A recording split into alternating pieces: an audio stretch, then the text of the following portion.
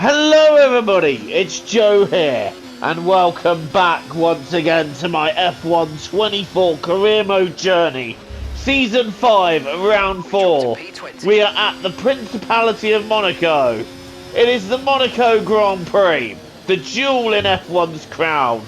If you haven't seen the last instalment, do be sure to check that one out before you see this one. Here we are then, the Monaco Grand Prix. What can we do here? Off the back of a podium at Imola, I'm feeling confident that the momentum is with us, but we've got an extremely tough race ahead of us. So qualifying here is going to be critical. We need to qualify at the front in order to have the best chance of a strong Grand Prix ahead.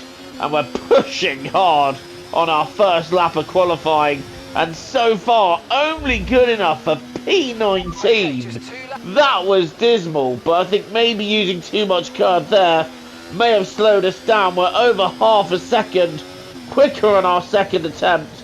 That'll do for now, as that gets us through Q1. P9, it'll do. But there is still time to find, and it looks like we're finding it here in our Q2 lap as we navigate the chicane. The sun starting to shine through, and as we go through the swimming pool, we're giving it everything and having maybe a tiny slide through there, but nothing that we can't control. The car is feeling really good. Heading out of the final turn, really playing dare with the inside wall, and using and utilising all of the circuit, and that is fastest in Q2. That is what we need to do for Q3, and if we can get pole position, that gives us such a chance to win this prestigious Grand Prix, the one that we want to win. We're a little bit wide heading around Casino Square, but still a purple first sector, taking the racing line beautifully round the hairpin, down the hill, clipping every apex. We do have a car in the way. I'm hoping he gets out of the way, or that he won't be any issue to us in the final part of this lap. Into the chicane we go, and I don't think we could have done that any better. 30 seconds. I don't think the car in front is going to hold us up either. Inside, clipping that beautifully, taking the swimming pool with as much speed as we dare. Round to the Rascas then, braking as late as we can. I was worried we were going to clip the inside wall. Taking the final corner. What is it going to be on the grid here? Are we going to get pole? It's P2! P2 is the best we can manage, but it still gives us a fantastic chance going into the Grand Prix with championship leader George Russell grabbing the pole. But I'm confident here. I'm confident in our pace. Let's see what we can do. Returns to Monte Carlo once again today, home to the world-famous Monte Carlo Casino. It's time to take a look at our starting grid for today's race. What a qualifying yesterday for George Russell. He'll start today's race from pole position, and sunshine completes the front row. Looking at the rest of today's grid, we have Oscar Piastri, Fittipaldi, Norris, Perez, Hamilton, Tsunoda, Leclerc, Stroll, Behrman, Gasly, Verstappen, Hulkenberg, Albon, Joe, Ocon, Théo Pourchaire, Sainz, and Frederick Vesti. And alongside me, a man, well, what more? With this being A front row start in Monaco. Can we outdrag Russell in turn one? That's the first goal. Can we achieve that? 39 laps begins now at Monaco. Russell gets a good start, and unfortunately we will not be outdragging him in turn one, so we are going to have to find a way through. But for now, I'll take being in P2. Fittipaldi getting ahead of Piastri, moving into third. We kissed that barrier around the outside there, but no harm, no damage in that as we look to the rear of George Russell. I definitely feel like we could potentially have a shot at attacking him at some point in this race, but patience is going to be key.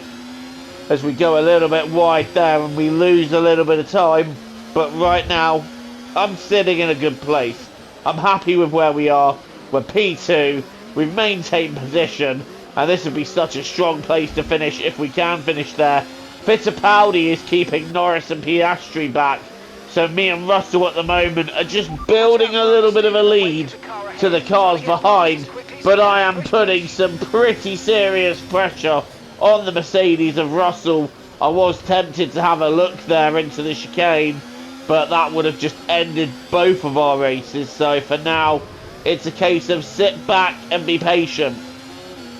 Lap 5, Russell leads, we're second, Fittipaldi still third, and we've now built a couple of seconds away from Enzo Fittipaldi now, so we're just stretching ahead out front, and I'm putting Russell under ever increasing pressure, but George showing no signs of cracking at this moment in time.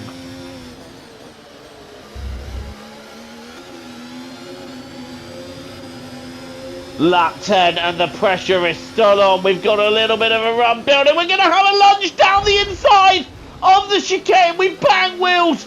Russell going across the chicane there. That's fair. I kind of forced him across.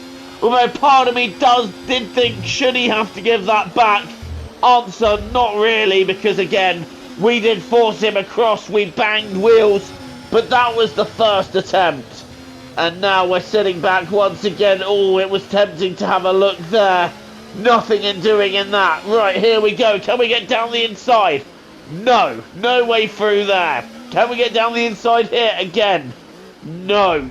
It's just going to have to be such a brave lunge or wait to do it on the strategy. But there's two problems with doing it on the strategy. One, if we go for the undercut, we could get held up in traffic, and two, if we go for an overcut, we might not have the tyres to do it. So, I don't know, I'm going to see if there is a way on track to do it. Look at this, round the outside, trying to get to the inside of Casino Square, clipping the barrier there, and losing a bit of time, so there is not the place to do it, and we're lucky we don't have more damage. It was worth a little try there. But that was a gap that was always going to close on me. And Fittipaldi is starting to think now, is this going to go horribly wrong? And is there a chance for a win here? Fittipaldi's definitely going to be eyeing this battle now with great interest. And I scamper across the chicane, pushing it too hard there. Just need to calm down a little bit, take stock for a lap, and then go again. Right, we've caught back up to Russell. Russell seemingly struggling on his tyres at this moment in time.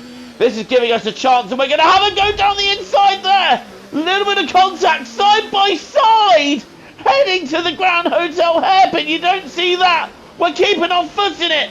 Maybe a little look up the inside there, but that was never going to work.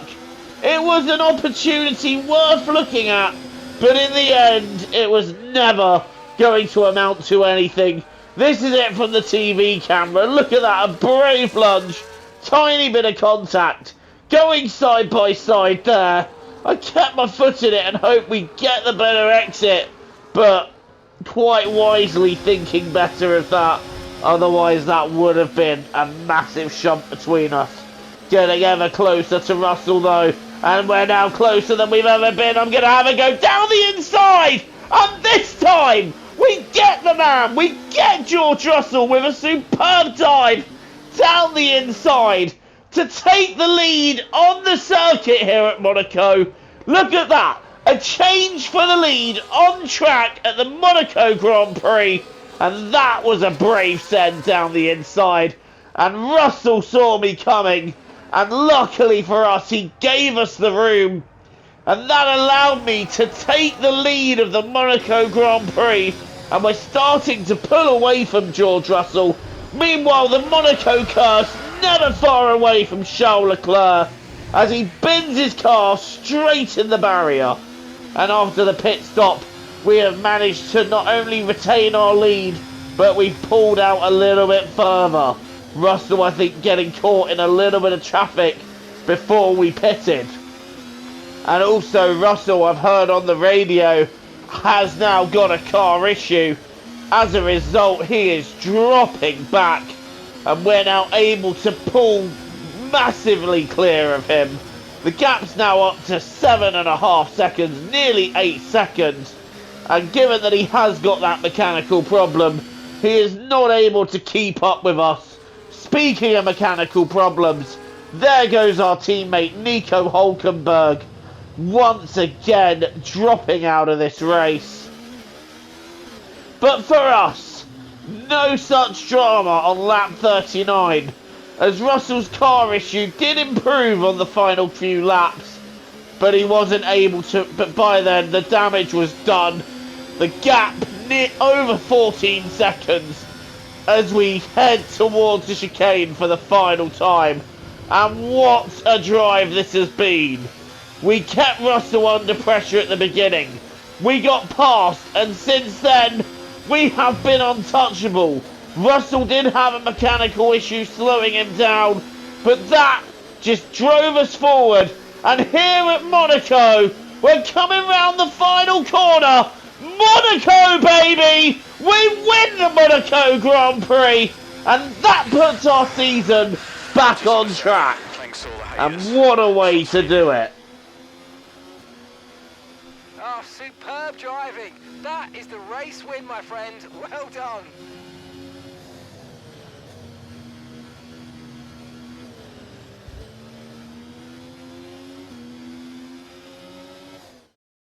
It's the one that everyone wants to win, and they've only gone and done it. What a fantastic result here at Monaco.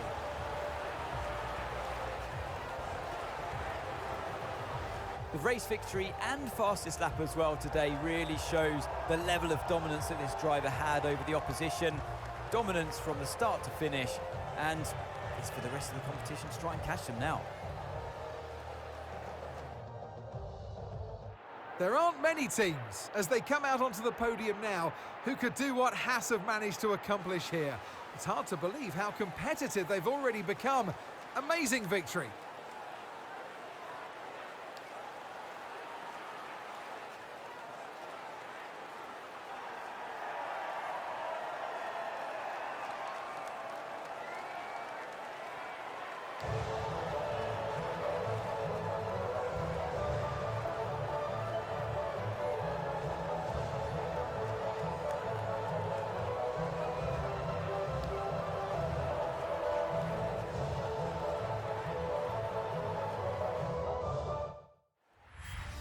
This Haas is going from strength to strength. We've thrown on more upgrades for it, and as a result, well, we have won the Monaco Grand Prix. Not just that, but done it quite comfortably as well. And in fact, our fastest lap was half a second quicker than anybody else's, which is just insane pace. Like, I just had the confidence to push and just keep pushing. And obviously, like I said, where Russell had the car issue, that helped us pull even further clear. Russell does, however, keep second. Enzo Fittipaldi gets a podium then. Brilliant drive by him, and then it's Piastri and Norris completing the top 5, and Oliver Behrman getting another point as well. And that brings us closer to George Russell, now 31 points behind instead of 39, and Lando Norris dropping back a little bit, however. He is now 12 points down.